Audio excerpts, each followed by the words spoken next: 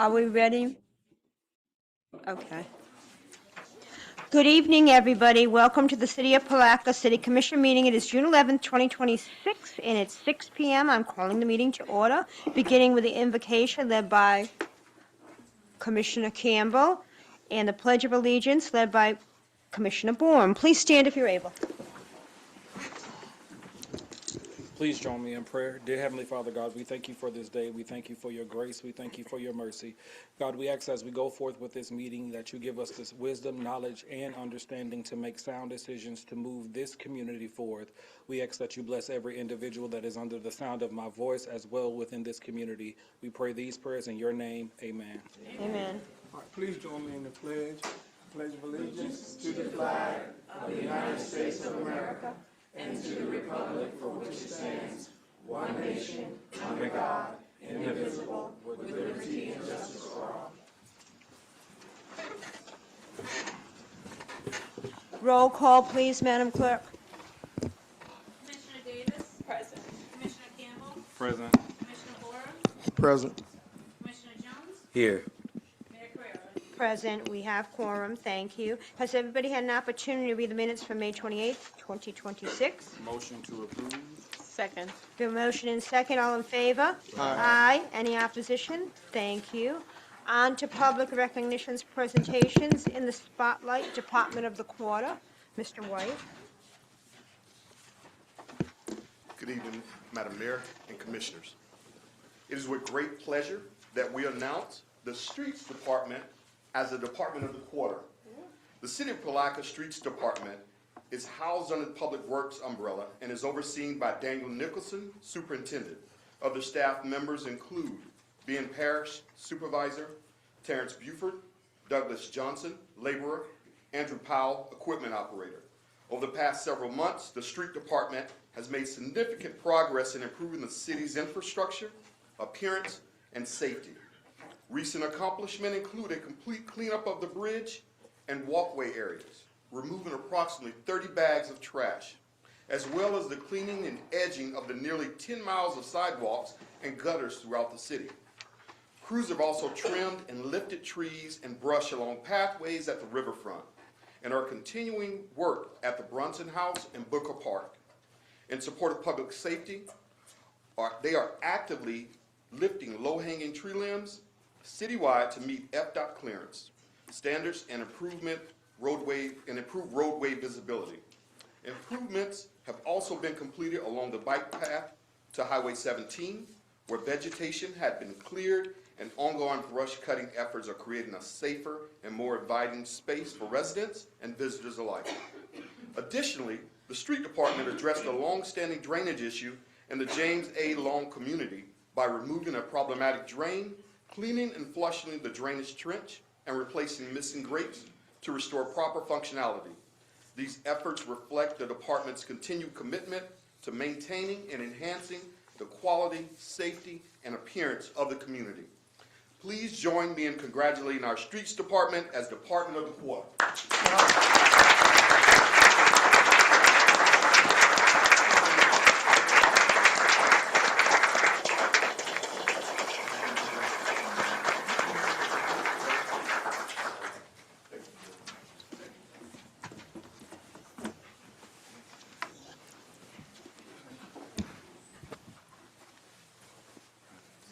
Got one behind you, Karen. Wait a minute, Karen, somebody else is coming. Yeah, no, you come on, there's no escape. Come on up, Joe. Important part of this. No matter where you put your butt. There you go. Perfect. Thank you. Thank you. Thank you.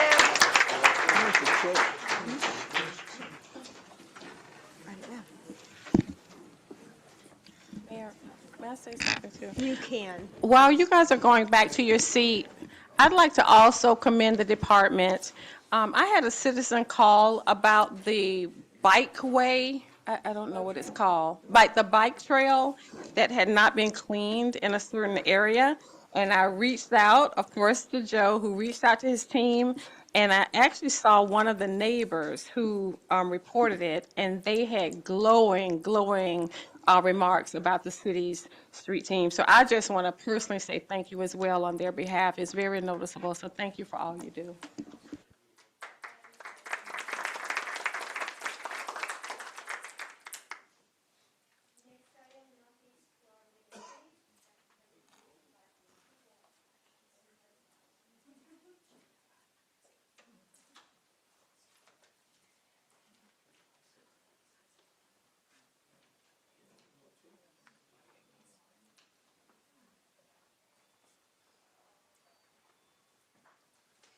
Good evening, everybody. It's just a pleasure and honor to be here today on behalf of the Northeast Florida League of Cities board member and commissioner. I like to, we every year we pick organizations to provide whoever does community service or wherever. So we have picked the Palatka Athletic League to for a token of appreciation for what they do for our youth every day. They make sure that our youth are properly mentored. The programs that they put on, they invest in our youth on the front end so that they don't have to do it on the back end. So everything you guys do on an everyday basis, we certainly appreciate everything you guys do. So on behalf of the Northeast Florida League of the Cities, you know, present a $500 check to Ms. Lolita Thomas. Thank you.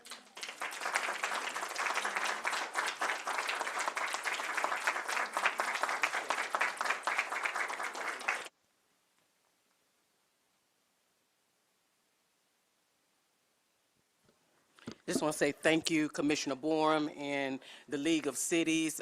The Palatka Police Athletic League really appreciate the support and donations as we continue to serve our youth here in the community. So again, we say thank you. What's that? Oh, you want to, guess we'll take a quick.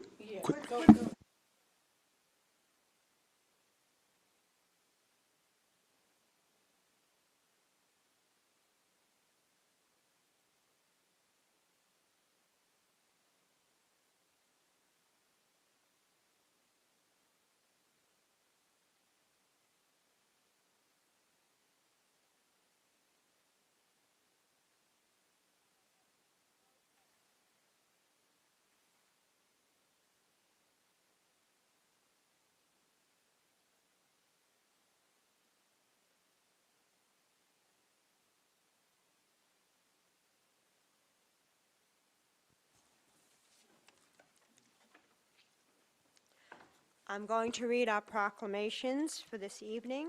The first proclamation is City of Palatka, Palatka Pride Proclamation. All right, please behave, Maggie.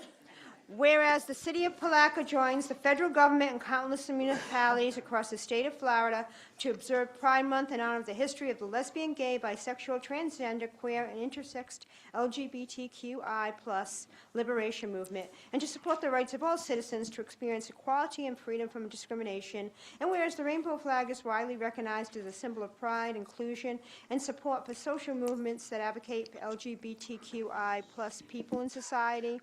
And whereas all human beings are born free and equal in dignity and rights, LGBTQ+ individuals have had a measurable impact to the cultural, civic, and economic success of our country. And whereas the City of Palatka is committed to supporting visibility, dignity, and equality for LGBTQI+ people in our diverse community, and whereas while society at large increasingly supports LGBTQI+ equality, it is essential to acknowledge that the need for education and awareness remains vital to end discrimination and prejudice. And whereas this nation was founded on the principle that every individual has infinite dignity and worth, and the mayor and the city commission call upon the people of the city to embrace this principle and work to eliminate prejudice everywhere it exists. And whereas celebrating Pride Month influences awareness and provides support and advocacy for the City of Palatka's LGBTQI+ community as an opportunity to act and engage in dialogue to strengthen alliances, build acceptance, and advance equal rights. Now therefore, I, Roberta M. Correa, Mayor of the City of Palatka, together with the members of the Palatka City Commission, hereby endorse and proclaim the month of June 2025 as Pride Month in support of the LGBTQI+ community. We urge our citizens to recognize all LGBTQI+ residents whose influential and lasting contributions to our neighborhoods make the City of Palatka a vibrant community in which to live, work, and visit, and in celebration of the pride that powers the movement for LGBTQI+ rights. In witness thereof, I have hereunto set my hand caused to be affixed the official seal of the City of Palatka, Florida, this 11th day of June, in the year of our Lord 2026. Do we have a motion to approve? Second. The motion is second. All in favor? Aye. Aye. Any opposition? Thank you.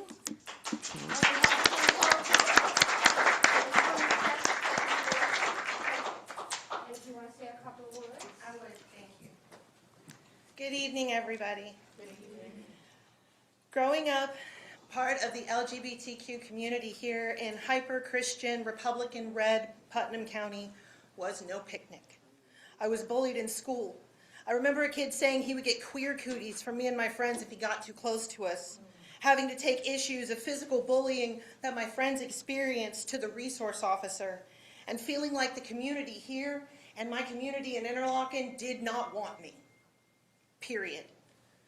I never would have bet money that anywhere in Putnam County would ever have pride and celebrate with us. But here we are again. Not the first time. Here we are again.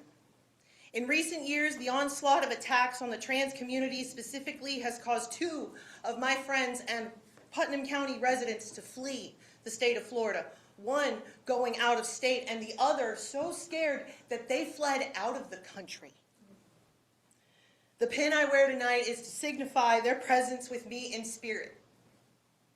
These are terrifying times for many of us in the LGBTQ community across this nation and in this community specifically. In my opinion, this Pride Proclamation is more than a simple piece of paper or a vote. To me, it means more. To me, this is a proclamation that means y'all really does mean all here. We are welcome here in Palatka. I thank you all for taking a stand with us, with me and my brothers and sisters, all of us, the wide spectrum of people that encompass the LGBTQ community. You are saying we are welcome here and that you are proud to call us your neighbors. We sure are proud of Palatka for coming so far. Thank you for your allyship in these uncertain times. Our community will not forget your vote tonight. I thank you.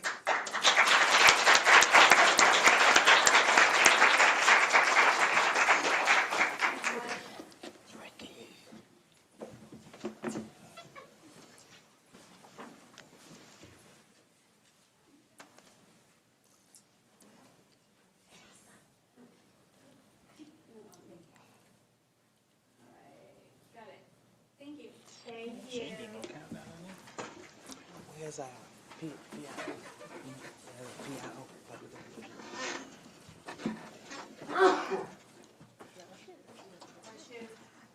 Our next proclamation is for the Juneteenth proclamation. Whereas the Emancipation Proclamation, formally issued on January 1st, 1863, by President Abraham Lincoln, signified a pivotal decree declaring the freedom of enslaved Africans within the Confederate States of America, and whereas it is duly noted that due to the inherent limitations in communication infrastructure, the dissemination of the Emancipation Proclamation was not uniformly expeditiously, thereby resulting in a delayed awareness of emancipatory measures in certain remote regions of the Confederate States, and a broader recognition of the abolition of slavery awaited the conclusion of the American Civil War. And whereas the date of June 19, 1865 marks a historic juncture when Union General Gordon Granger's arrival in Galveston, Texas, heralds the pronouncement of emancipation in accordance with the Emancipation Proclamation, thereby fostering a seminal moment in the annals of American history.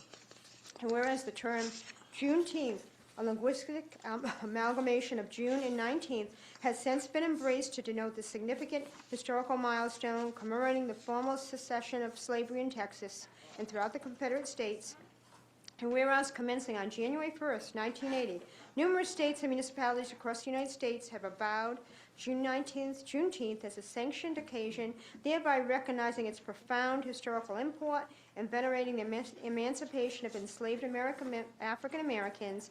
And whereas Juneteenth holds national and international acclaim as a day of reverence devoted to honoring the cessation of slavery in the United States and extolling the diverse cultural heritage and valuable contributions and remarkable achievements of African Americans, and whereas the City of Palatka formally bestowed official recognition upon Juneteenth as a municipal holiday in 2020, thereby affording all denizens the opportunity for erudition and introspection, a jubilant commemoration of the indelible imprint of African Americans upon the fabric of Palatka and the nation.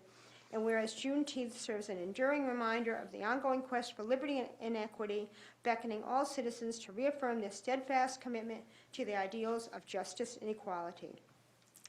Now therefore, I, Roberto M. Correa, Mayor of the City of Palatka, Florida, in conjunction with the esteemed members of the Palatka City Commission, do hereby proclaim June 19th, 2026 as Juneteenth in the City of Palatka, and do earnestly implore all inhabitants to partake in the array of commemorative events orchestrating homage to this momentous occasion, thereby collectively celebrating the cherished tenets of freedom and equality. Do we have a motion to approve? So moved. We have a motion and a second. All in favor? Aye. Any opposition? Thank you. Those of you that are here to receive the proclamation, if you please come up.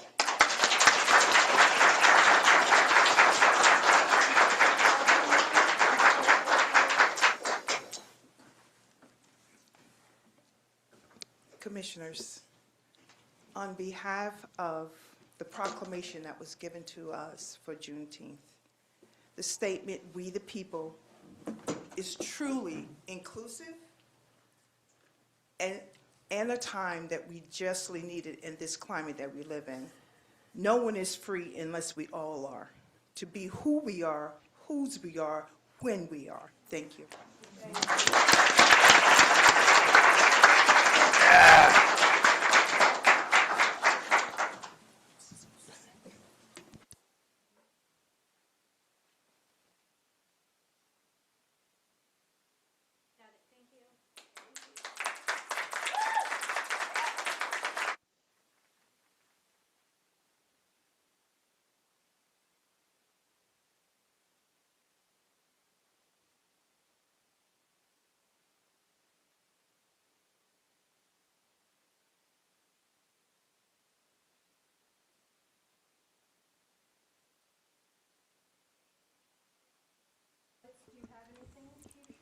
Yes, ma'am.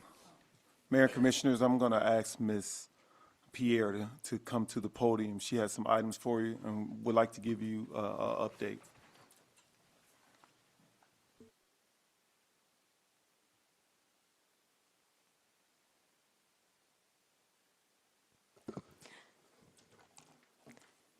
Okay, greetings, everybody. So just to, while you're passing that out, I'll start with the status of the audit in general. So the financial and compliance audit is progressing smoothly. The auditors recently concluded their on-site field work. They collaboratively worked with the city and the gas authority. They're currently finalizing closing audit procedures and have successfully completed the agreed-upon procedures for the municipal golf operations and submitted a draft of the CRA audit report. And that's just the overall status of the audit. So before you, you have two documents. One is just an overview of what will be a finding that will be on the audit report. And just to give you, one is the 2 slides per page, and then the other is just so you could see the communications between the city and the FDEP. So just to identify what is the finding, what is the problem. So we received an email, this happened back in January. Well, I want to say first, the actual incident happened when I was not here with the city. It occurred in 2025 of January. and I joined the city in July 2025. So, but this was brought to my attention on January 30th, 2026, where I received an email from the FDEP, Florida Department of Environmental Protection, that a loan disbursement request was denied. And the reason it was denied, it was $1,026,880 change order that could not be approved because the change order was not competitively bid. The change orders above 10% of the original contract are considered allowable. However, this $1,026,880 is actually 120% above the original contract. The original contract amount was $856,700. I want to say at the time that the change order was approved, we went through all of our internal policies, all of our internal procedures were followed. It was approved and presented under the premise that this was an emergency situation. So, so I want to just get that out of the air there. And just to give you a background of the project in itself, it was awarded back in 2023 to SGS Contracting Service, and the original contract amount, that $856,700. And just to provide more detail, more context about what happened, they were awarded the contract, they started the work, and it was discovered that the valves between the water tanks were found to be non-operational during construction. The inoperable valves impacted phasing and operational flexibility. And just to verify that, I reached out to Mr. Sean Bruno, our water treatment plant superintendent, and he confirmed to me that the emergency change was crucial in getting the water tanks back online. And it was done as an emergency item for the fact that there was no time to spare. The new valves had a long lead time, and the city was only able to store less than 25% of their demand for ground storage tank. So if anything major, like a major line break or a fire occurred, it would completely deplete the water in a matter of hours. So this was approved under the premise that it was considered an emergency. So Hanson was the engineer that was assisting us with this process, and they helped to explain the situation to the state. However, the state disagreed with our point of view of looking at this as an emergency. They didn't consider it an emergency, and that's the reason why these funds are not and will not be covered under the loan. It's a loan. It's a low interest loan. It's not necessarily a grant, but it is a low interest loan that is offered to small cities. So just to kind of give you the background of that. So the real issue is a compliance issue, that we did not follow the grant agreement in terms of going for a competitive bid for a change order that is above the 10%. So this will appear as an audit finding, and it's being brought before you because when this did occur, I emailed my supervisor to make the supervisor aware and also provided recommendations on how to resolve the issue. And I just don't know if it was communicated to you or not, whether email or phone call or any form of communication. So this is just to ensure that hopefully you were made aware at that time, but the fact that it's going to show up on the audit report, we felt the urgent need to communicate this to you. So Mayor and Commissioners, one of the things that we wanted to get done in our review of the audit, we felt that this was very important to be able to get to you and discuss. One, if you hadn't been notified of it previously, that you would be notified and then have the opportunity to get the background. So that's why Ms. Pierre provided the background information to you and then wanted to go ahead and get it to you. So you are aware and knew about it, opposed to receiving it and seeing it for the first time and not having any discussion. So that's why that's being provided to you today with not only the information for the finding, but the background to it as well.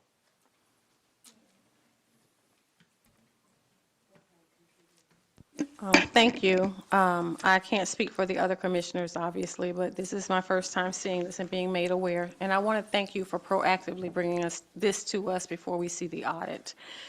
My question is just, what is the bottom line impact to the city other than being out of compliance and it being an audit finding? And is there a financial impact? Because I believe you made a statement about the low-interest loan, and I did not really get the context of that. So what are the impacts, other than compliance, being out of compliance, and any other, especially a financial impact? Okay, the financial impact is the $1,026,880, which will be, because we're not receiving loan proceeds for that cost, it has to come from somewhere. So it's going to come from a contingency reserve balance on our Fund 041. That's our utility fund. Thank you. And what is that current balance? Because this happened at the end of 9/30/2025, I'm referring to the balance at that time, and it was 1.7 million. Okay. Are you asking what is the balance of the fund? I was asking, what is the balance of the fund? And so, yes, and since you said you were coming from the fiscal year in which it happened, again, what is the impact and where does that leave us today in our fund reserves? Because the funds do have a healthy reserve, this will not have a huge impact. The exact dollar amount I don't have before me, but I can certainly provide that information to you. Please, and if, I don't know if you remember the number off the top of your head, since you may not have it with you, but a percentage impact would certainly give us a better perspective than a dollar impact. So $1 million out of 15 million would have a different impact of $1 million out of 5. Thank you. Thank you. Anybody else have any questions? Okay. All right, Mayor and Commissioners, another item I've placed before you. I'm sorry. Go I ahead. have one question. Ms. Pierre stated that we had went through all of our in-house protocol. So what would have been the next step regarding protocol? And how can we avoid this from being something that comes in the future? So the position that we have called the grant administrator, that person has the responsibility of ensuring that all of our steps are in compliance with the grant. So obviously, the grant administrator at that time was new and didn't have, may have not been included in the line of communication, but since then, our newly hired grant administrator is certainly on top of things and ensuring that he's familiar with the grants, he's in communication with our grantor, and for each change or anything we're doing within the grant that is outside or different from the norm, he is being proactive and communicating with the grantor. And on top of that, anytime a change order or anything comes across finance, we are also being proactive and checking to make sure we're following all of our guidelines that are listed in the grant. Each grant has different guidelines, so. Go ahead. Commissioner Bourne was actually. So this was, I understand that this was completed in 2025, September 2025, the project? Not the project, but the change order. The change order was approved January 2025. And it was presented, I don't know I know that I tried to look through the minutes to find the exact meeting date, but it was was, I'm sorry. I'm just saying, we didn't. Right. I remember the Okay. discussion. So the project started in 2023 though, correct? That's The project started in 2023, and while they were doing the project, they discovered the valves were inoperable. And the valves being inoperable, based on information, oh, sorry. I think I remember that project, yeah. But the state did not deem that that was an emergency. That is correct. So that's costing us additional 800 and so thousand. A Million. million and $26,880. That's, we need to address that piece of it, because that's $1 million decision there that was made. So, It's already done. yes, when it was deemed that it was an emergency, but on our end, but the state don't see it as an emergency, so that decision cost us $1 million. Anybody else? Go ahead. I have a question. Ms. Pierre, you did mention that you gave some recommendations to your supervisor at that time that didn't come to us. Would you be willing to share what was those recommendations? Yes, included in your packet, I provided the email that was sent at the time that this was brought to my attention. My recommendation was to, number one, request the reimbursement up to the allowable amount, which was $331,000. Number two was to find other sources of funding for this project equal to the change order amount. Number three, I hesitate to say.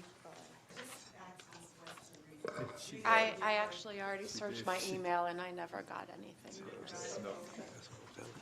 Number three was a legal recourse that I suggested, but I'll just leave it at that. Thank you, All right. and we could still I just try want to know that. if you wanted to put it out there. That's it. Okay. Thank you. Sure. I think we're all set with that topic. Okay, the next item I have placed before you is the currently open job vacancies within the city. I wanted to bring that to your attention. As you know, with the new property tax decisions that we have that's going to be facing us.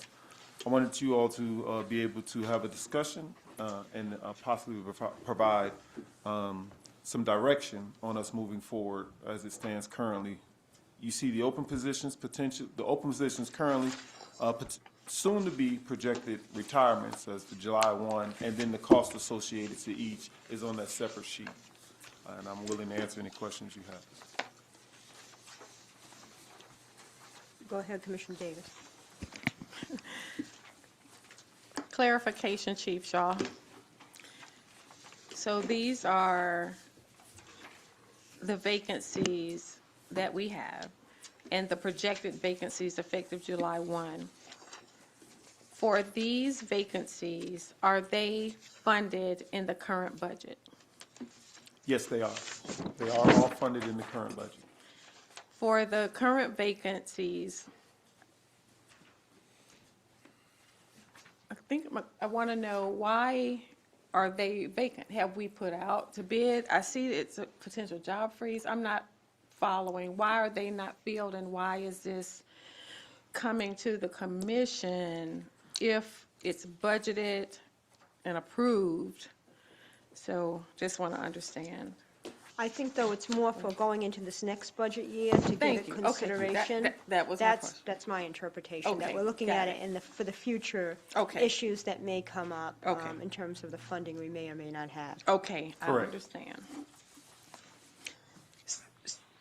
So then that leads me to, and not necessarily for this meeting, but ensuring in our next budget workshop that we understand the impact if we cannot accommodate these salaries. So that's, again, not for tonight, but in that next budget workshop. Yes, ma'am. Understanding the impact on the city and where we may have to make some changes to accommodate necessary positions.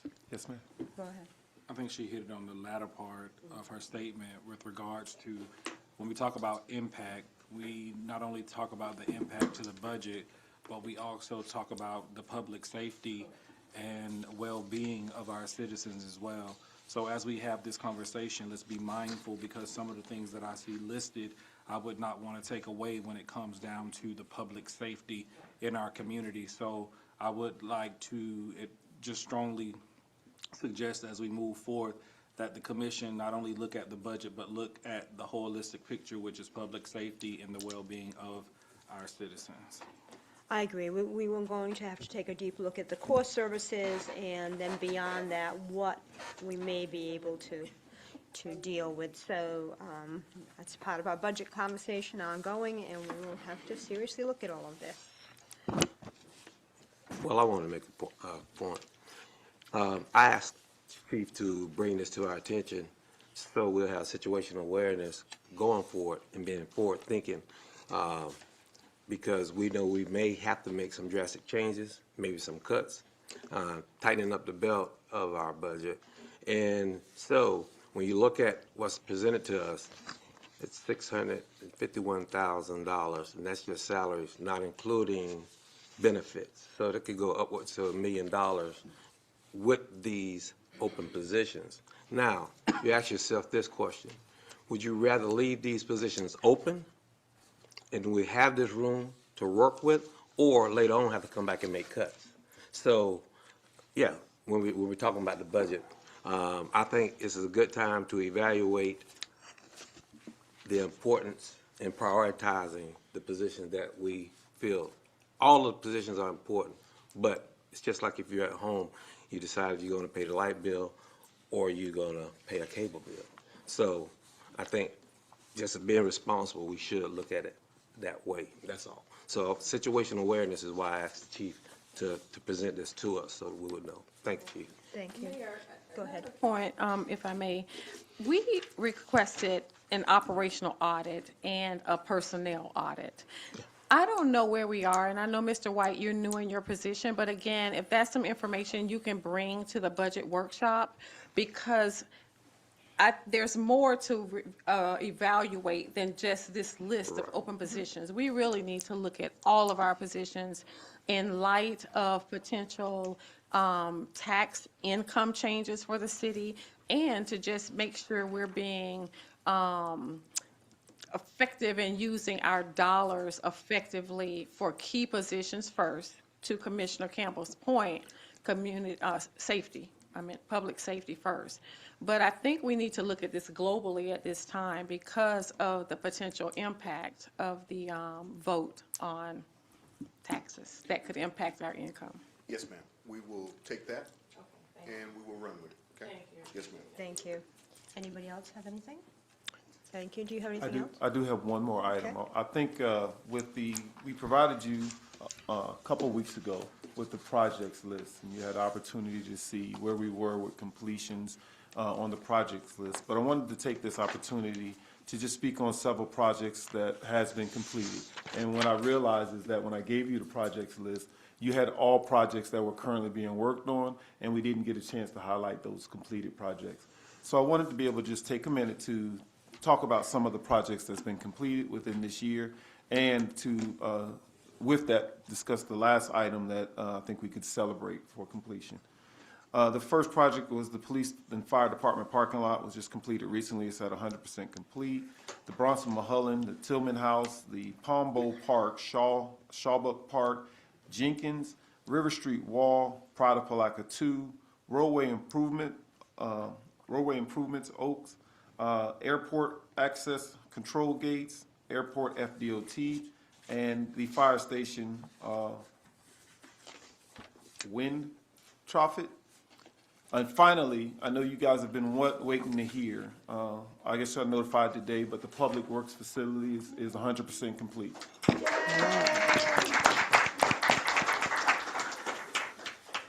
And Mayor and Commissioners, that's all for my report.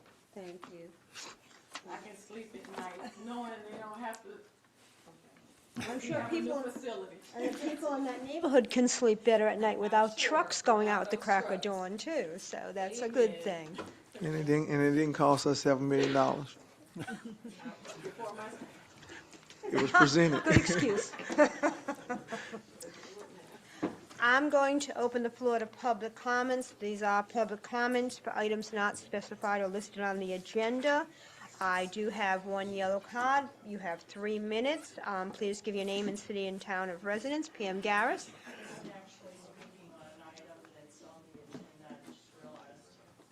Yep. Okay, come up, Ms. Kitchens.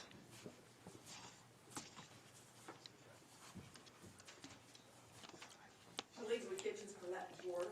I just wanted to bring something to your attention. You probably already know, but I'm not sure. I have been following with close attention the landscape improvements downtown. They're looking good. I was horrified, aghast, when I went down a couple of days ago, and the white concrete now runs from the sidewalks to the curb. The grassy areas are gone. Little tiny places for the few shrubs are going to be down there, which is good, but no grassy areas between the sidewalks and the curbs. Well, okay, so that's downtown, that's bad enough. Then I saw it on side streets. The grassy area between the curb and the sidewalk is now filled in with white concrete. Addressing global warming, which is a natural phenomenon, but it is enhanced by people. One of the major contributors to global warming is pavement. Asphalt parking lots, concrete sidewalks and parking lots, and solar panel farms, which all leave, and of course the devastation of the rainforest, which leaves black dirt. All of that stuff reflects the sun's heat back into the atmosphere, can deplete the ozone layer, and increase warming. And forgetting about that part, when you walk downtown, now it's going to be way hotter, and your dogs, the people walking dogs, won't be able to walk them on the grass. There's nothing but concrete. I was aghast. Snow like concrete, no green space downtown between the sidewalk and the curbs. And again, I'll say worse, in residential areas, the green space is now filled in with concrete. I think that is terrible, just to let y'all know. Thank you. Is there anybody else here for public comment? Seeing none, we'll close public comment. Mayor, before we get into consent, staff would like to pull item B Okay. until further notice.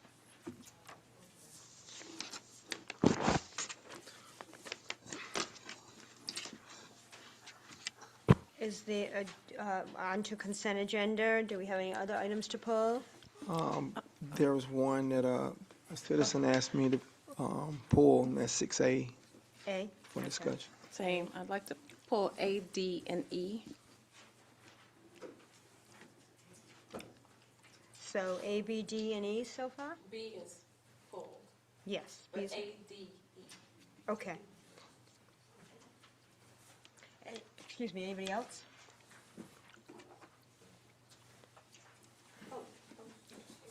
Do we have a motion? I make a motion that we approve all items except A, B, D, and E. Second. We have a motion and a second, all in favor? Aye. Aye. Any opposition? Thank you. Item A, adopt resolution 2026 R100 granting a special events permit to Lee Hall for its annual End the Violence Day to be held 9/26/2026. Commissioner Barham, I didn't, will you a pull it for resident. somebody? So- Yes, it was just asked for me to pull it for discussion. I don't, Okay. I don't have an issue with it. Mr. Cutright. Item A, the Lee Hall, Stop the Bosses Day, End the Violence. We met with Mr. Hall, the law enforcement, and myself, when my staff met with Mr. Hall. Actually, the footprint was changed, but I guess the system and server that we had over at Jenkins didn't get it in there. We're actually moving that event to Jenkins, the back of Jenkins facility, utilizing the parking lot for the parking and the side and the back for the event itself. The same day, so that's actually gonna be a different footprint. We tried to get it in today when we noticed that it didn't go through the changes, but that is actually, the event itself was vetted with law enforcement and everything. We moved to Jenkins facility, utilizing the parking lot for parking and the event on the side and the back. The address was changed on the resolution that I had placed on the dais before the meeting. That's why that's Yeah. the resolution that was changed. It was because of the address that was changed. Yeah, and we have it. We So have the you resolution. can look at it and have it. Go ahead. So, to that point, can you talk to me about lighting at Jenkins? Yes, For yeah. big, I'm assuming that the time is still the same, Yes. 5 till 9:30 p.m. So can we talk about the lighting Well, the and lighting, visibility? the Dusty Dunn, usually about 8:30 when he does. He's willing to provide some temporary lighting from the fire department, and also he gonna bring in lighting himself to help cover the footprint to the end of the event itself. But we also have put some little lightings on the side of the building that'll help, but we're gonna need some floodlights and some lighting for that. Absolutely. Yeah. Okay, and just as an FYI, the time changes on the 22nd, which is the week before. So just to consider that it'll start getting darker earlier. And we actually Okay. took that into consideration when we moved it I to appreciate make temporary lighting out there. Okay, I reserve to come back later. Go ahead, Commissioner Barton. Do you have something? No. Okay. Anybody else? I do have a question. What regards to the potential overflow parking? Now, that's a good question. We are hoping that the parking lot holds everything, and then the side street might be accommodation. But we do have some areas in the back that they could park, because they're only using the side of the building and the first part of the back, so we can utilize the grass area we need to park overflow parking. Commissioner Campbell, if you would, I will assign Assistant Chief Newcomb, well, actually, he'll be leaving today, so we'll get with Mr. Cutright as well as Mr. Hall, and we'll talk about overflow parking and additional parking to address that matter. I do know Assistant Chief is saying he can speak to that now. Yeah. Mr. Cutright's correct. We had an additional meeting with Mr. Hall, and for public safety concerns and some other concerns, we requested that the event be moved to Jenkins. The parking lot is larger. We're able to ensure safety a little bit better at Jenkins with the fenced-in area with the field. There's no vehicles that will be inside the area of the field, which is where the event's going to take place. We're going to have a relatively large amount of officers there. We're going to have 10 officers there. Mr. Hall is aware of that. He's willing to pay for that level of staff to be on scene. We will have 2 officers on a side-by-side or in a car. Captain Williams is still determining how he wants to handle that part of it for the overflow with parking. The overflow parking is actually going to be partially on Napoleon Street and then running alongside the sideline of Jenkins, but we'll have those 2 officers that are going to be in that side-by-side or in a vehicle constantly surveilling that to ensure that if people are in the cars, they know to go to the event or basically leave the area, because we don't want anyone hanging out in cars, drinking, doing anything that could lead to problems. We're also going to, for this event, and going to start requesting through the commission for other events when we do our noise variances and our review of Chapter 30 and Chapter 50. When we do a noise variance, we're supposed to have staff come before the commission and request the amount of decibels that can be utilized during the time of events out in the residential areas or in our commercial areas. So for this event, we're actually requesting 80 decibels. 80 decibels sounds like it's not going to be very loud, but it is, because OSHA guidelines say at 85 decibels we should wear ear protection. So that 80 decibels is at the sideline of the property on which the event is at. So it would actually be louder up near the speakers or the concert itself, but we're trying to mitigate some of the noise complaints that we get from our surrounding neighbors, from everyone that's in that immediate area, because no matter where we are, whether it's Blue Crab, Azalea Festival, a block party, it doesn't matter. We get constant complaints from the community. So we're going to start requesting a lower amount of decibels, because without that, we don't have anything to enforce, because nothing was put into play. Yes, sir.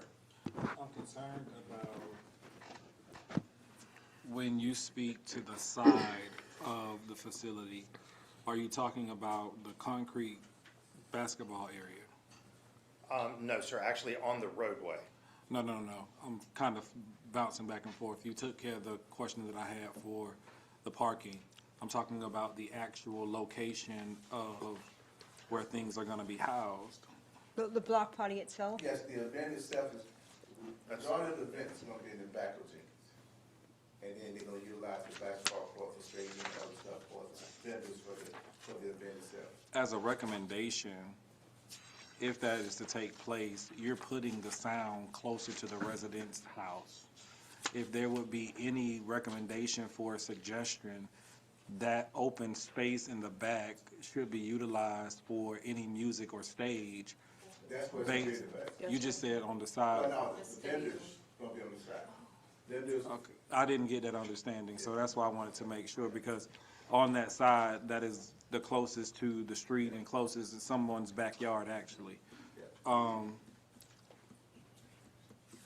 Again, even with that recommendation, going towards, if it's in the back, going towards the library area of the school as far, because that in the back area is wooded area or close to the train tracks or something like that. That would be the opportune thing to try to deviate the sound as much as possible from the main residential area.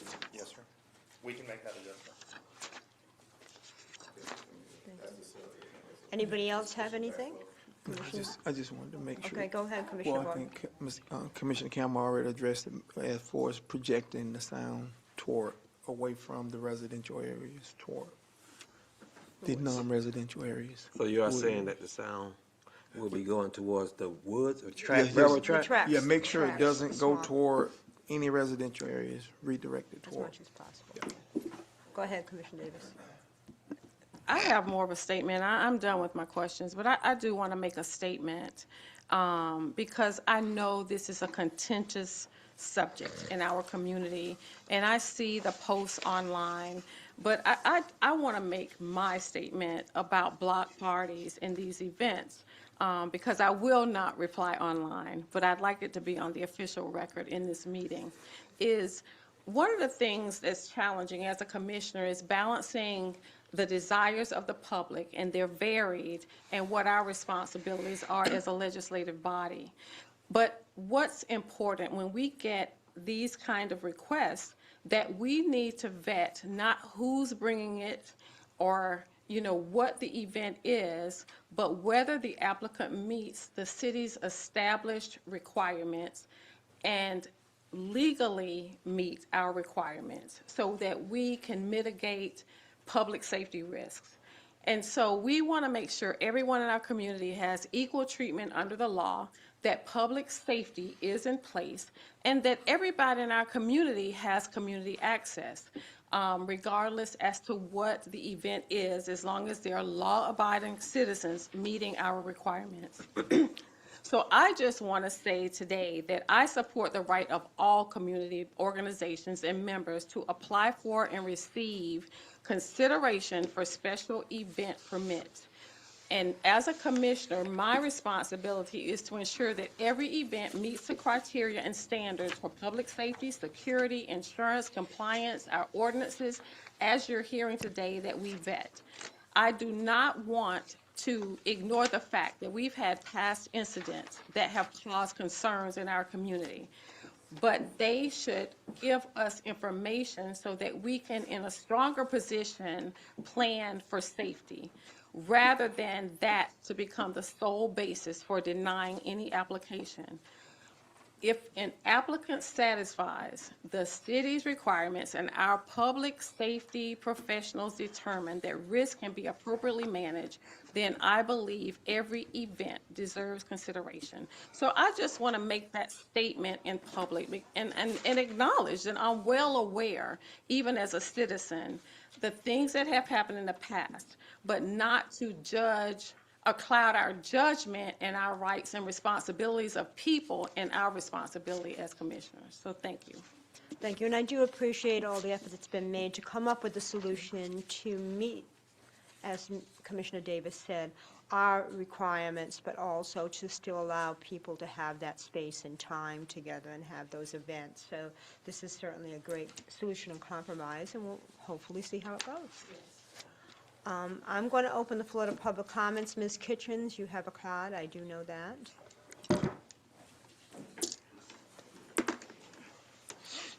Allegra Kitchens, Palatka, Florida, and I'd like to commend the Palatka Police Department, Chief Shaw and City Manager Shaw, as well as you commissioners for publicly saying you want to look out for the welfare and well-being and health of our citizens. That is very important, and I am greatly relieved that this is being moved, this block party is being moved to a city facility where it can be monitored and kept in a more contained area by the police department. I think it's wonderful. I am further encouraged by Assistant Chief Newcomb talking about the decibel limit. I would say this: if 85 decibels is designated by OSHA as damaging your hearing, the city's responsibility, I would think, would be to limit the number of decibels inside a facility, inside a festival, if you could, to something that doesn't damage people's hearing. However, I guess that's the prerogative of whoever goes to the events. If they want to get their hearing permanently damaged, that's their freedom. However, I am very encouraged by this. I would point out that I agree every citizen should have equal responsibility for doing stuff, but I was taught that your freedom, my freedom, ends at the end of my nose. I don't have the right to damage any of you or anybody else. And what has gone on in the past, and thank God you all changed it, I hope, has been at my house, a mile away from Midtown Shopping Center, I smelled marijuana. Marijuana is an illegal drug under the federal law. It is damaging to babies, humans, and everybody else. And you can argue all day long for recreational. I don't want to hear that argument, period. I'm just saying I don't smoke it, and I don't want to have to smell it in my house and my neighborhood. The other thing is, I don't want my house to be rattled and shaken for 5 hours where I can't do anything but hear the thumping of drums and loud voices. And I commend you all for now. You're taking responsibility and you're trying to reel this in, and that's great. I would further ask that you put a moratorium on any party of any kind that involves public sidewalks or public streets unless it's to be held on city property, city parks, riverfront. That way you can contain what goes on. A family gathering, a birthday party of 1,000 or more people, that's not a party. That's a festival. That does not belong in the public. Jenkins area is a good place. The riverfront's great. If people want to have a big thing like that, rent at the river. But I would suggest you put a moratorium on anything that's on private property if it's going to include encumbering city streets or city sidewalks. On city property, that's fine, because you do close streets and stuff, and do that, and then get an ordinance drawn up by the city attorney stating what you all just said. Protect our welfare, protect our hearing, protect us from marijuana wafting all over the city of Palatka. Put these guidelines in place, and everybody can have their parties, they can do what they want, and we, the citizens, will also be able to have the pursuit of happiness and freedom in our own homes as provided by the Declaration of Independence and the U.S. Constitution. I thank you for you all being responsible and looking into this, and I especially thank the police department. Thank you. Thank you. Is there anybody else here for public comment on this item? Miss, yes, I do. Come on, Ms. Garris. Good evening. Can you give us your name and city, town, and Pam residence? Garris. I live in the city of Palatka. After 50 years, I'm back. I suggest the denial of permitting for block parties since the occurrence of the shootings and reckless driving through such that have endangered the lives of bystanders in the city of Palatka. People have also been killed. These activities are creating a lawless reputation for the city. We will never reach our full potential as a city to attract citizens who are seeking a safe city. Citizens who will come and contribute to the tax base and move our city forward. Last October, when a permitted block party was in progress on a Saturday night at Midtown Plaza, I was riding by. I couldn't believe what I saw and smelled. It seemed to be a very large gathering with music on a stage and the required police presence. The permitting of an event in a shopping center parking lot made no sense to me. I later learned that the street adjoining had been closed for the event, the ice cream business adjacent to the closed street, and the event had to close due to the congestion caused by this event. Thus, another reason the location of the permitted event was inappropriate. And as Allegra said, I'm glad you're moving it somewhere else. I wonder if you could have it at the fairgrounds, if they would have allowed such there or whatever. When I rolled down my car window to hear what was happening, I smelled a heavy, pervasive smell. It was the smell of marijuana being smoked in a public place. Obviously, it was not the place that medical marijuana would be consumed. It would logically be deducted that this was the illegal smoking of cannabis in a very public place. Someone remarked to me that the smell could be detected as far away as River Street and 13th Street. Marijuana is an illegal drug under federal and Florida law. It was being smoked in a public place.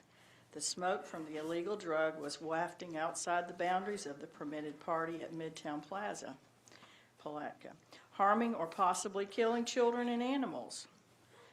As a result, it was endangering the health and welfare of Palatka citizens, domesticated animals, and wildlife.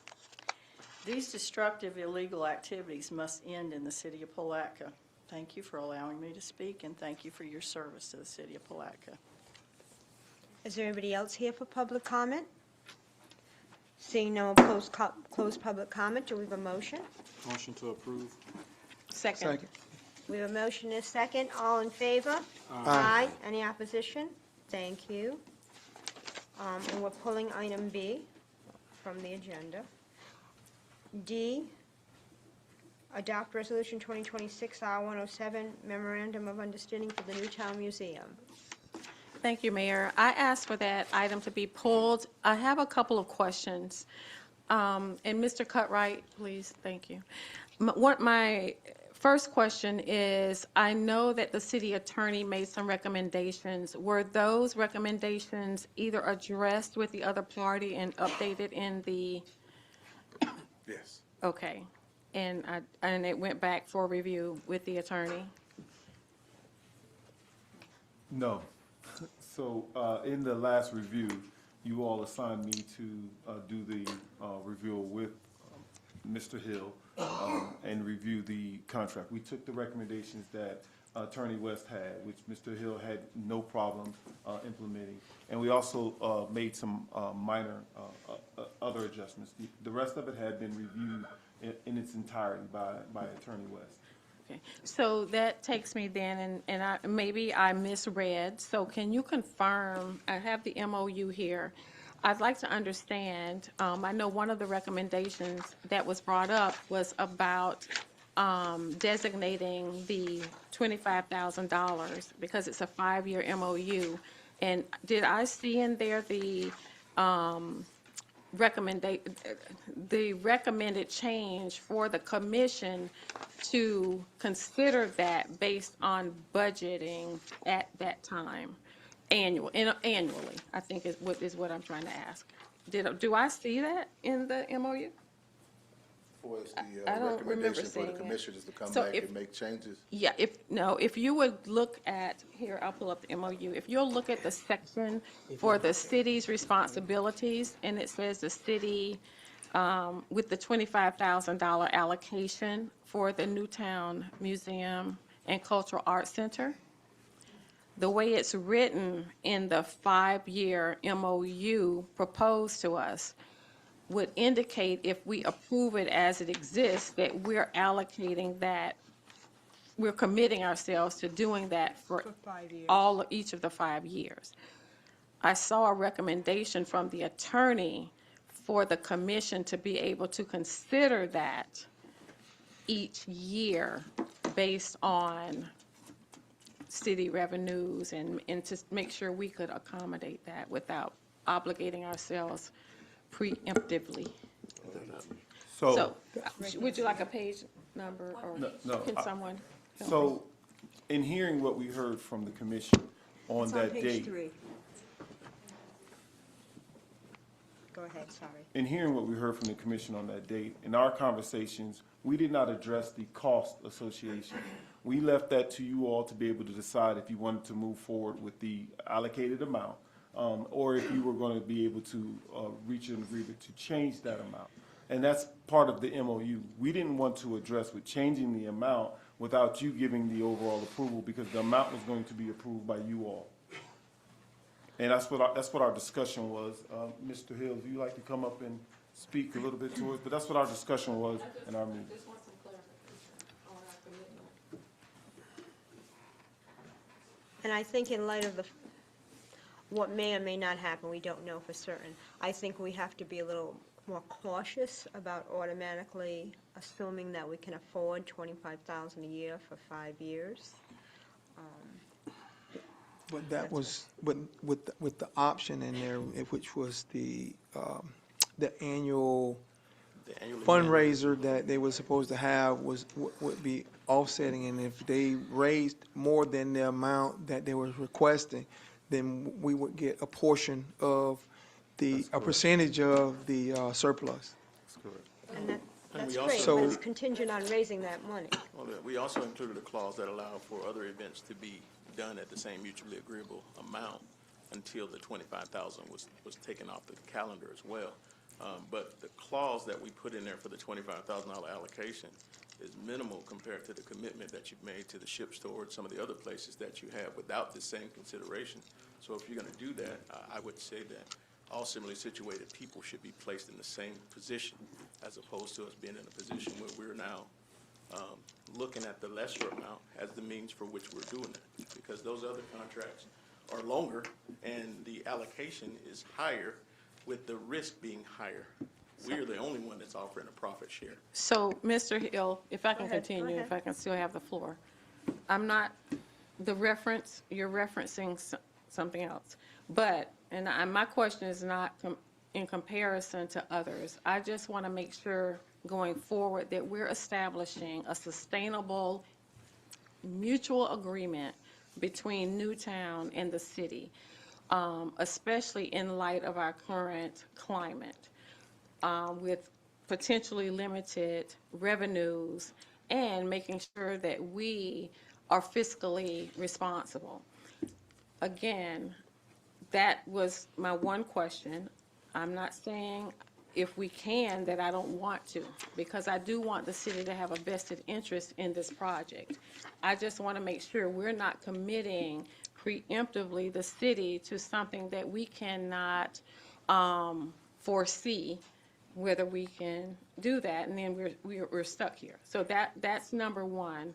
The other option is, and I'm glad you brought it up, there is opportunity that you mentioned for other potential fundraisers, but again, I want to understand, what does that look like in terms of requirements from the city for these fundraisers?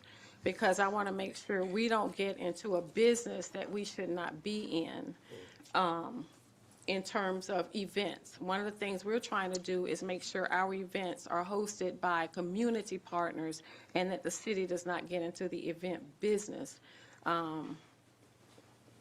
at this point. So that was my concern. The other question I have regarding this is, what if we entered into this agreement and the city could not make the $25,000 financial commitment? What are the mitigation, what's the mitigation plan? What's the contingency plan? What happens? The city has a 60-day out that they can exercise at any time within this contract if they find themselves in financial constraint. Okay, so I don't see that. I just need to see that in the MOU. I need to see a contingency or, again, some protection for the city. Also, are net proceeds from potential fundraisers defined as expenses minus income? We use the universal definition. Okay. Profits minus expense. Okay, and who would, Revenues minus and expenses. I really just want to tighten some things up. Who would approve those expenses? Who's in charge of the event? I'm not saying I disagree. I just see some things I think that need to be tightened up. In 5 years, obviously less than that, this board could look very different. One of the things I've noticed by being in the city is when I go back and look at documents, we have a lot of holes in them. And I think we have the opportunity to make sure we're addressing to protect the city and our partners as much as possible in our documentation so that we don't have any gray areas, holes, or nebulous information. So thanks. I'm done, Mayor. Okay, thank you. Commissioner Go Davis, ahead, one second. in section 8 is the termination clause that you're Yes, referring to. I got it. And also as a point of Mr. Harris. clarity, there is a clause in the contract, in the MOU that says that all events have to be approved by the city of Palatka, and that the events that are held between the city of Palatka and Newtown, Inc., those events have to be mutually agreeable. Go ahead, Commissioner Davis. Okay. And the other thing I want to ensure is in terms of the museum and cultural arts center, to make sure we get a clear definition of what constitutes operational for the center. It's all outlined and it's all specified by language inside of the MOU. Okay. Hours, and I don't remember, again, if it went back, if that was an item that was brought up. Okay.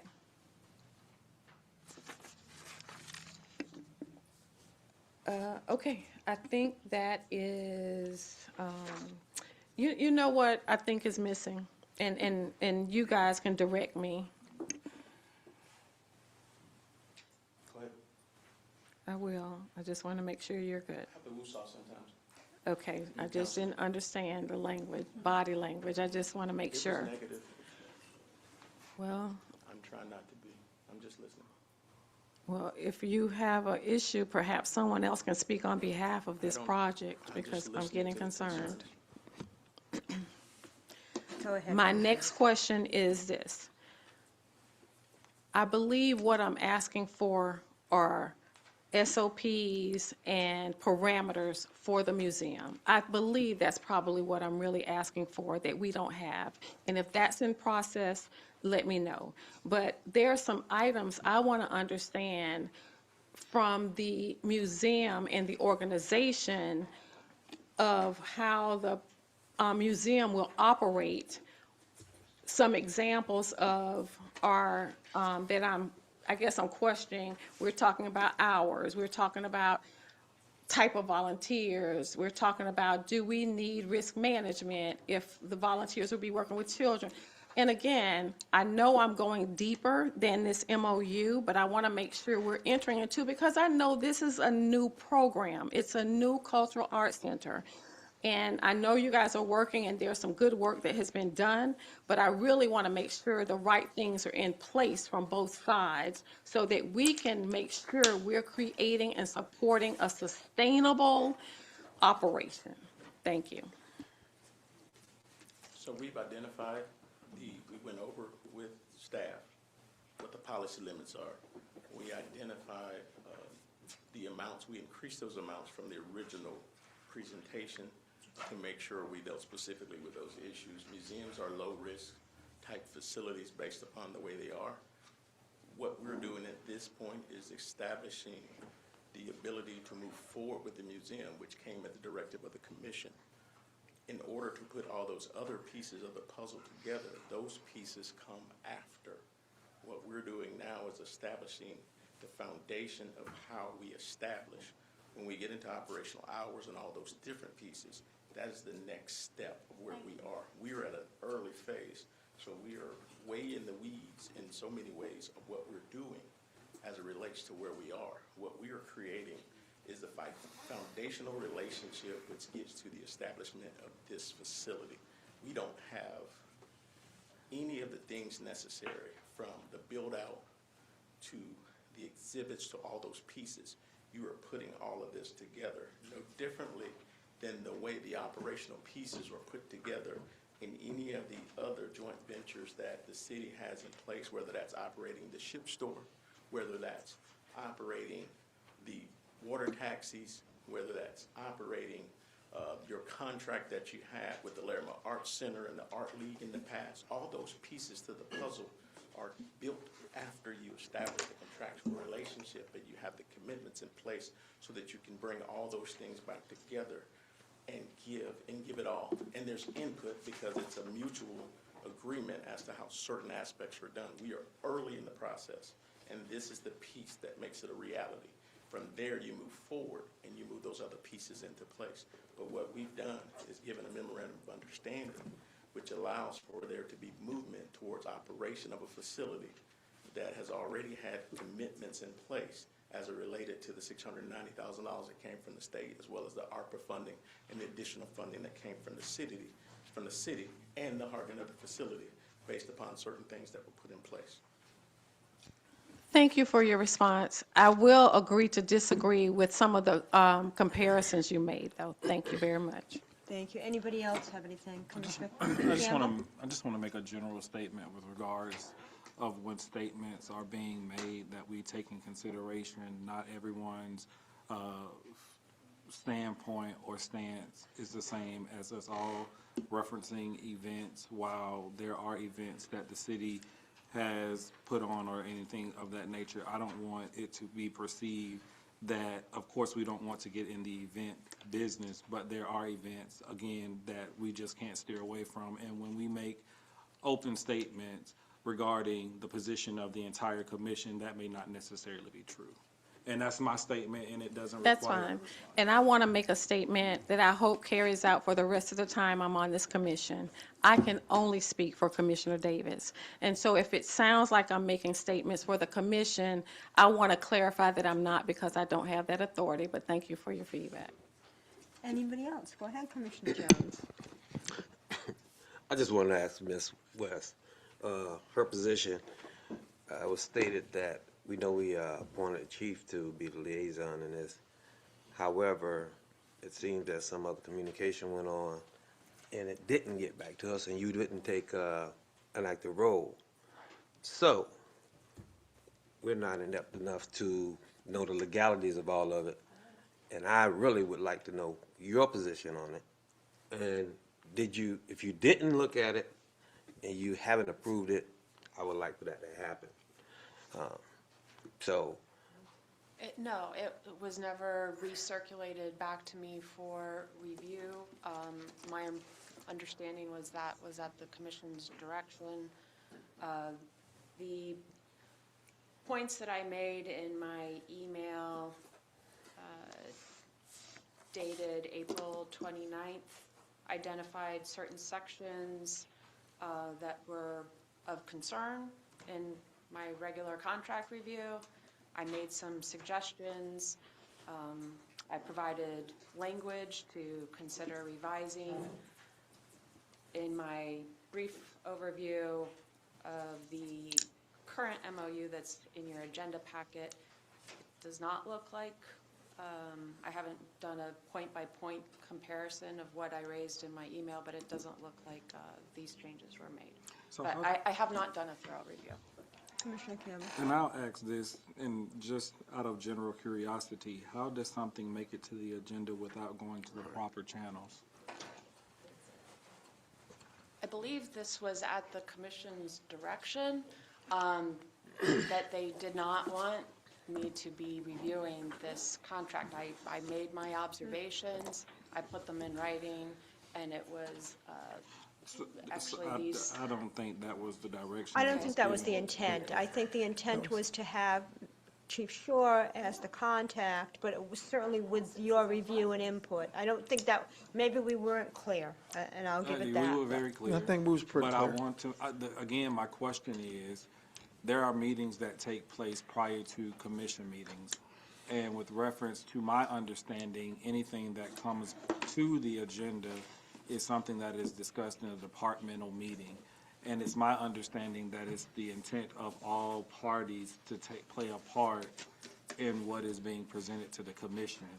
And I'm only saying this is because this is something that I'm hearing, and it's becoming a repeat of in nature, and that's something that definitely has to be addressed. And it's not pointed at any specific person, but again, we have to be mindful of process and make sure that we're following process, because again, nothing should come before this commission that is not vetted in a meeting where our city attorney is present.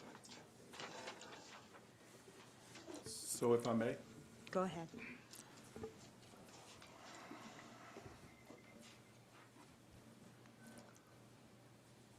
in the meeting, the last time we discussed the presentation, the request was made that a commission liaison sit on and discuss this MOU.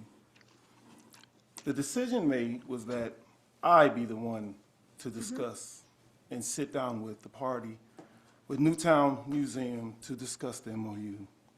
In doing so, in review, Director Cutright had an email that contained all of Attorney West's requests to change.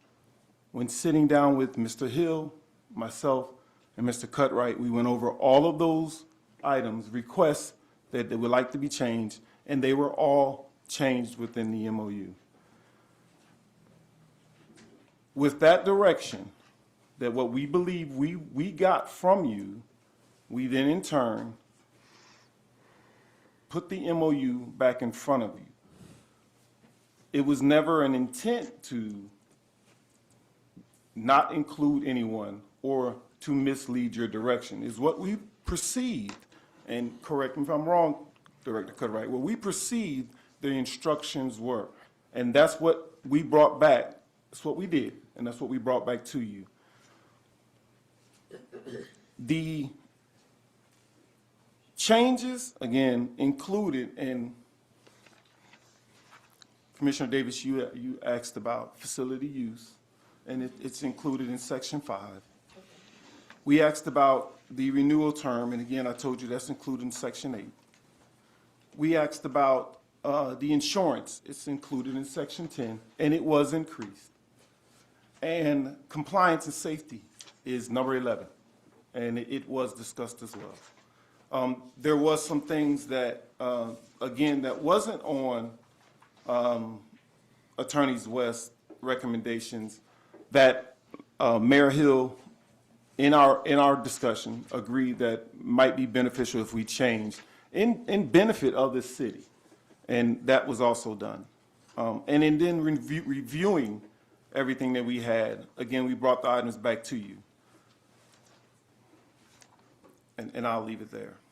I want to be clear when I made my statement again, and I appreciate, because we did have an extensive conversation with regards to who would serve as a liaison. However, it just appears to be a disconnect, not with what was presented, but with regards to what should transpire prior to anything coming before us. I don't have a problem with, again, what was presented, but again, when it comes down to process, if there is a meeting that is taking place prior to our meeting, things of this nature should be caught if there are any concerns, and appearing that if there are no concerns, it appears as if what was being brought forward, there is a cohesive agreement, and it appears that it is not at this time, and that's what I want my statement to be surrounded by. Anybody else? I concur with Commissioner King. But, and just one last comment, but whatever is brought before us, if it's to do with an MOU or an agreement, that it has to be finalized by our city attorney. And that's where I'll stop at right there. So I think that was a missing piece. Go ahead, Mr. Hill. Let me ask a question, because I want to make sure that we're on the same page. What is it, what legal terminology are you looking for that's not in the agreement, counsel? Because I just want to know, moving forward, what's the legal terminology? Because if it's just the opinion that as to how the city allocates the funding, then that's a commission decision. But I just want to know what legal terminology is not in there, because it may be something we can hash out and get done right now. I don't know if this is the time or the place to have this dialogue and this method. At this meeting. This is the time to know what's I think the time would be to maybe meet at a later date after this meeting and go through those fine points and figure out exactly where the disconnect is or what the questions are. I just don't think this is the time and the place. And if my fellow commissioners disagree with that, please let me know. Go ahead, Commissioner Barr. I think we arrived here because initially I think there was some, I guess, understanding that there was no movement. We had things in place. It would take place for a brief moment and pause and hope. So we put some things in place to help move this thing forward, and we thought we were there. So the only piece that I see that was missing is that our city attorney somehow was not involved, well, may have not reviewed the MOU before it came before us, and so I think that's where we kind of had a hiccup. So, Go ahead, Commissioner Davis. Or- Go ahead, Go ahead. I move that we, I want to make sure I use the right terminology. What I'm trying to move is that we move this back to be for the process, and to come back to be completed So after do review. we want to So- table it for this? Yes, that's the word. Is that the word? Is that what I need to? Yes. I move that we table Resolution 2026-R-107 until the city staff completely vets the MOU and the terms with approval following our standard process before it comes back to the commission. Second, And do you want a time certain? time. I'm just asking. You don't have to, I'm asking. Table it to the July meeting for a time certain. You can table it to the July meeting for a time certain. I'll table it until the July meeting. Thank you. Second. The motion is second. Before we take a vote, I want to open, do you have something else, Commissioner? I have Go a ahead. comment. Go ahead, Commissioner Hill. If we're pushing something back that was pushed to us, what I want to make sure that when it's in the hands of those decision makers that we're pushing it back to, that there is clarity in what we desire. What is the further vetting that we desire to have versus just putting it back? Okay. And I just don't want that to be on them to determine what we want to have when we can clearly give direction and they won't be running around in circles. So what does that pushback look like? So what I intend with this motion is for the MOU to be completed and agreed upon by our attorney, understanding the protections of the city and that. So it's just the process of getting the MOU in place. And what would also be helpful is in the presentation at the last meeting, it was a great presentation.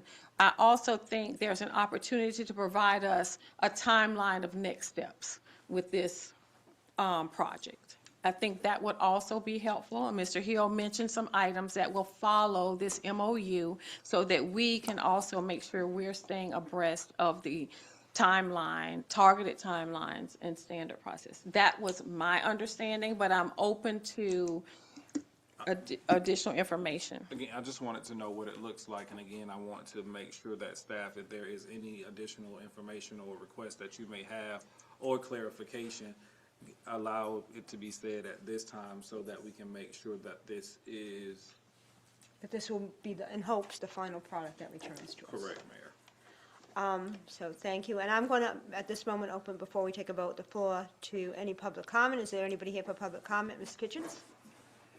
I agree with Ms. Davis on tabling this for a future time. July's fine.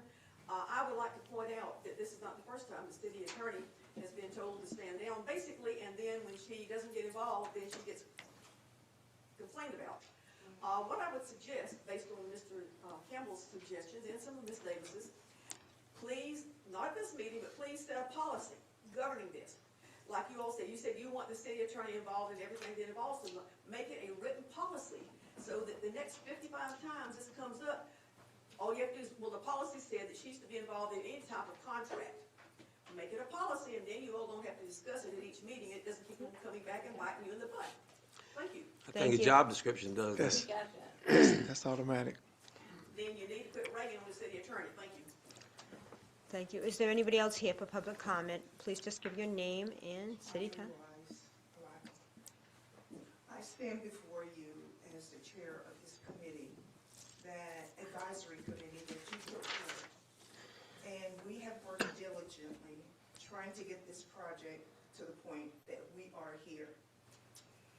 Last meeting, you very intentional about allowing Chief Shaw to be our liaison. We did what you said, and you also said bring it back to this meeting.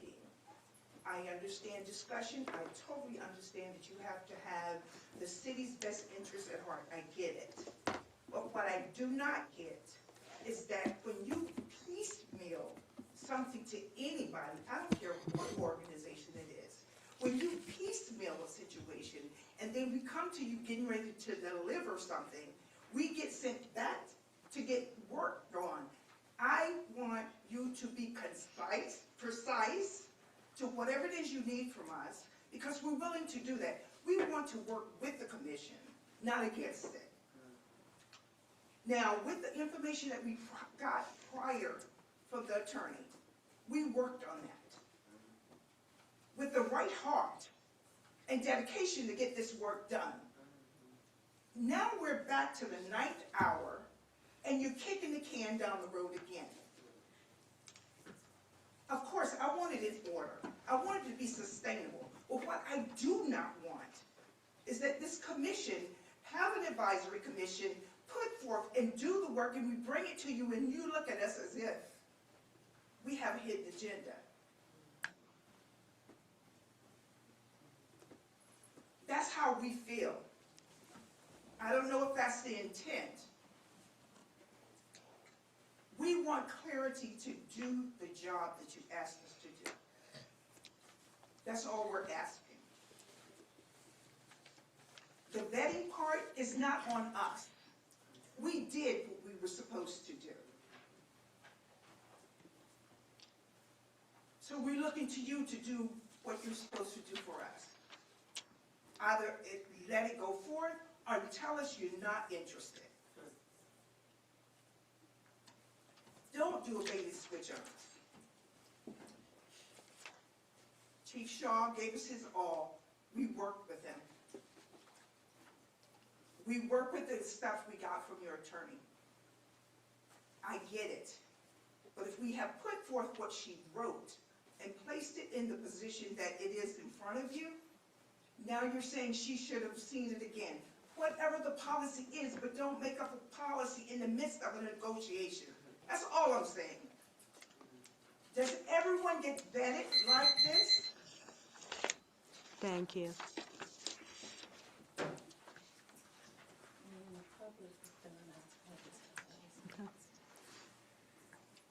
I call for question. I'm sorry, okay. Is public comment done?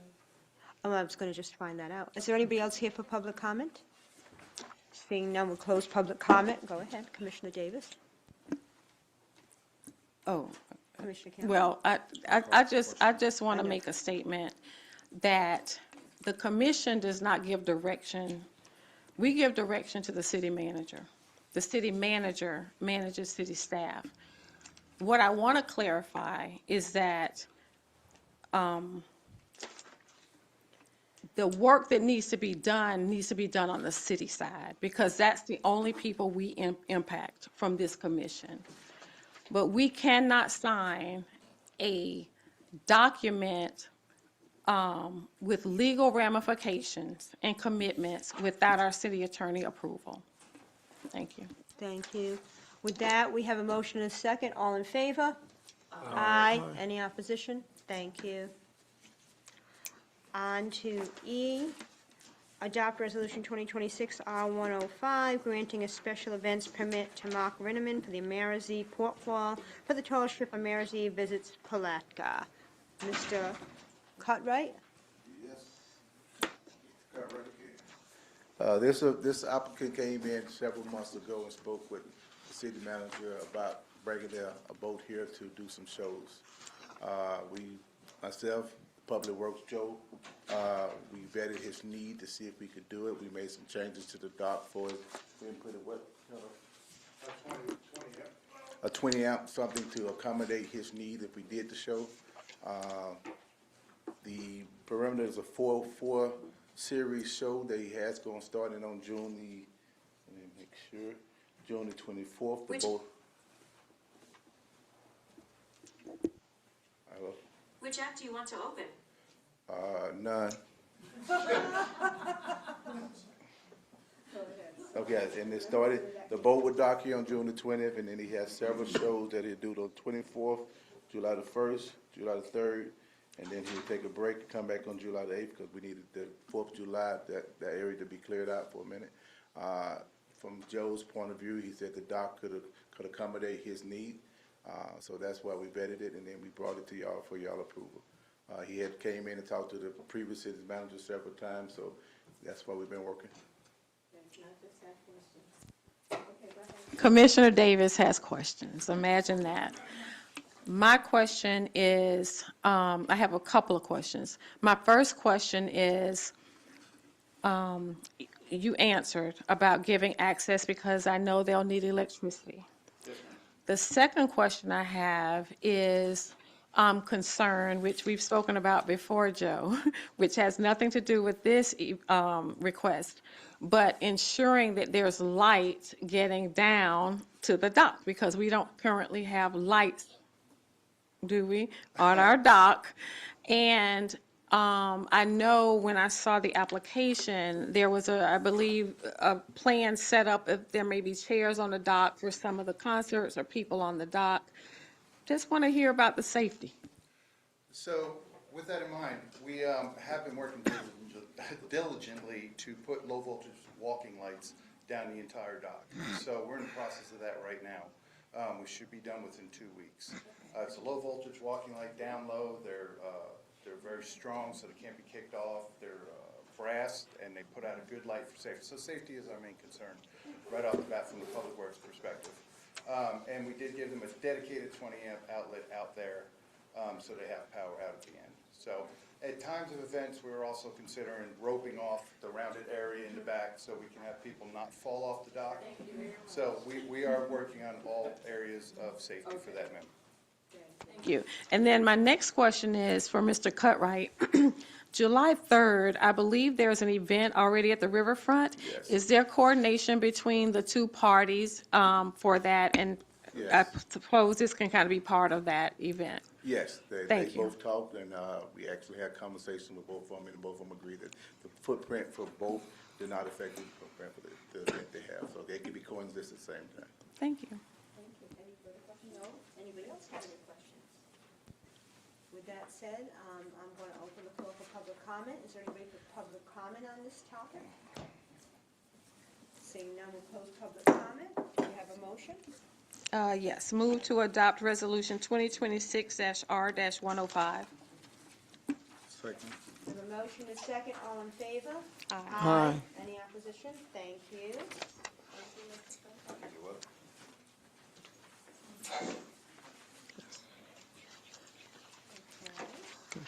On to regular business. You don't want any recess, I'm sure. Chief Shaw, interim city manager contract. The interim city manager contract has been provided to you in the packet. It has been presented to both Ms. Curry as well as the labor attorney. And it is now before you for any questions you may have or any path you would wish to move forward. Does anybody have any specific questions about the contract? I don't. Commissioner Warren? No, ma'am. Commissioner? I make a motion that we accept the interim city manager contract that has been presented to the commission in its entirety. I second. We have a motion and a second. I'll open the floor to public comment. Is anybody here for public comment on this item? Seeing none, we'll close public comment. All in favor? Aye. Any opposition? Thank you. On to public hearings, second reading, ordinance 2620-28 for the following parcels of land, 42-10-27-6850-0120-0101, 42-10-27-6850-0110-0100, 42-10-27-6850-0120-0020, 42-10-27-6850-0120-0011, 42-10-27-6850-0120-0010, 42-10-27-6850-0150, and 320 St. John's Ave and 301 Reed Street, Palatka, Florida. Motion to approve. This is the second reading. First reading, nothing has changed since then, and staff still recommends approval that you adopt the ordinance. With that said, any more questions? Any further questions? Okay. Did you say a motion? I did. I'm gonna, before the vote. There's a motion. Oh, did we do the motion? We've been doing it. Oh. You made a motion. Second. Okay, got a motion. Is everybody here for public comment on Oh, this item? you know what? Go. Yes. I apologize. I am going to, in an abundance of caution, I know I don't need to, I am going to recuse myself from this vote. I am a member of the congregation. Is this the right one? Sorry, I apologize. Thank you. Next item. Thank you very much. I'm sorry. I second the motion. We have a motion, a second. Is everybody here for public comment on this item? Seeing none, we'll close public comment. All in favor? Aye. Aye. Any opposition? No. Thank you. Second reading, rezone 301, 281, 251, 201, and 111 North Moody Road. Ordinance number 2026-30 for the following properties: 02-10-26-7720-0180-0010, 02-10-26-7720-0010, 02-10-26-7720-0100-0000, 02-10-26-7720-0030-0010, and 02-10-26-7720-0010-0000. Again, second reading. Yes, it's the second reading, you approve of the first reading without objections. Staff still recommends approval that you adopt the ordinance. Okay, anybody have any questions? Motion to approve. Second. Second, and do you want to recuse yourself? I do. My statement is relevant to this item. Is there anybody here for public comment? Seeing none, we'll close public comment. All in favor? Aye. Any opposition? Thank you. Thank you. On to commissioners' comments. Do we have any comments? I do. Go ahead, Commissioner. I just want to make a brief statement with regards to one of the, excuse me, please, I'm speaking. 1 second, let it quiet down, please. I'd like to make reference to one of the both of the camps that are being ran by our city departments. We have one through our recreation department, and we have one under our police athletic league. And I've had the pleasure of attending or visiting both of them, and I'm godly proud of what our staff has put on. Also, not only hiring youth within this community through the city of Palatka as interns, but we've also taken in consideration having volunteers of youth of their peers. So we're developing a leadership component on both fronts. Mr. Reno is over at the Recreation Center, and I'm helping facilitate the leadership program at the Camp Higher Ground. But again, I'm just immensely proud of what the city staff has put together, and I just look forward to continuing to growing those respective programs in the years to come. But as of now, if we had to have a plan, Palatka has a plan when it comes down to running a summer camp.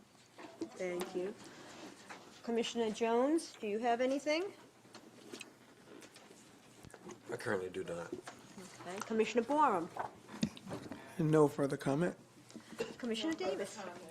And also just to thank Ms. Hall and whoever else put this together. We have the final product for our annual report for 2025, and it looks wonderful. I don't have any other comments, but do we have a motion to